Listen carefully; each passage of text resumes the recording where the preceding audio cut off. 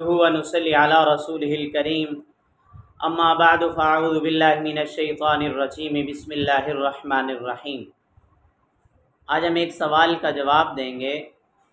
بھائی زرین گل نے پشاور سے پوچھا ہے کہ میرا بچہ پیدا ہوا ہے، میں اس کا نام ملحان رکھنا چاہتا ہوں۔ ایک تو یہ بتائیں کہ ملحان کا معنی کیا ہے، دوسرا یہ نام رکھنا ٹھیک ہے یا نہیں، تیسرا کیا نبی علیہ السلام کے صحابہ میں سے کسی کا نام ملحان تھا یا نہیں تھا۔ اس سوال کا جواب یہ ہے کہ ملحان اس کا معنی ہے سفید یا سفیدی، یا ایسا رنگ جس کے اندر کوئی دوسرا رنگ ملا ہوا ہو۔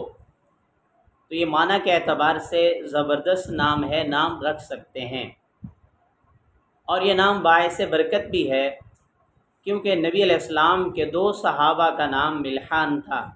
اسد الغابہ کے اندر نبی علیہ السلام کے 2 صحابہ ایسے نقل کیے گئے ہیں جن کا نام ملحان تھا۔